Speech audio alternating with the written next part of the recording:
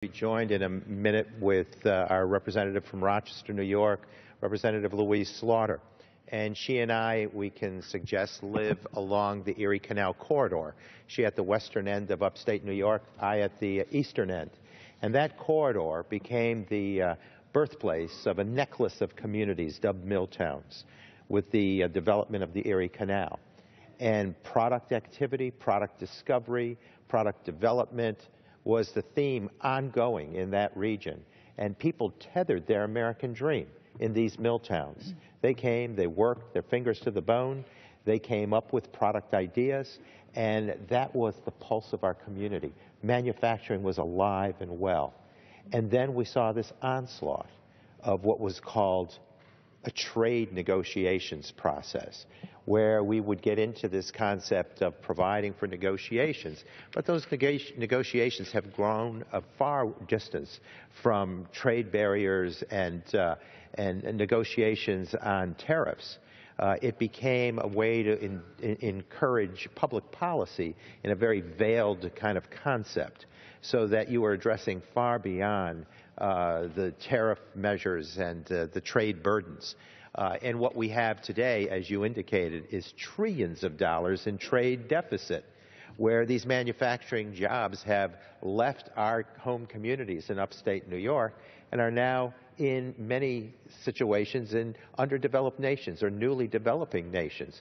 When we look at the Trans-Pacific Partnership, that is looming as one of the largest, if not the largest, most complex trade negotiation ever. You're going to look at situations where you have a minimum wage of 25 cents, for instance, in Vietnam, or an annual or an hourly salary, average hourly salary of 75 cents. This is not what we want to bring as a condition for our American workers.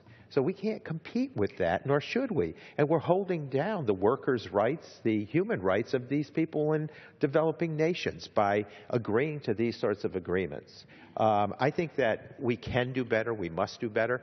I stand for fair trade. This free trade concept where we sacrifice American workers, we find the rusting of manufacturing towns as a result. It's not what the doctor ordered for the American economy. We need to be fair to the middle class. This is the great many of us who have found our American prosperity developed in manufacturing centers, where we're able to raise a family and grow a community and develop a neighborhood simply by a just salary, sound benefits, and the security of knowing that your job was your grounding in that community. Free trade has taken away that American dream for far too many.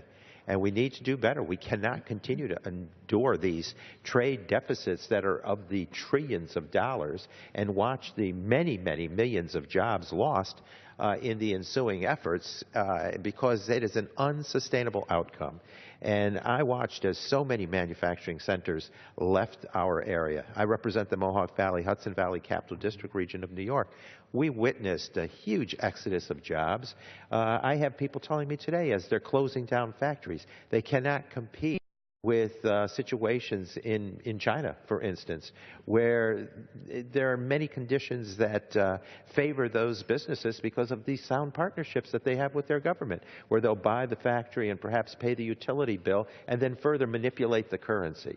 So there's a lot of work to be done on these issues. We need to make certain we go forward and have a sound overview by Congress so that there's an investment by Congress and we're not circumventing our responsibilities, and going forth with sound policy that will strengthen the great many of us called the middle class of America, provide for the American dream to be tethered in these mill towns where we have manufacturing opportunities that are paying sound salaries, providing great benefits, and not destroying workers' rights. So I thank you for leading us in this discussion and look forward to exchanging many thoughts here in the ensuing hour. Congressman Tonko.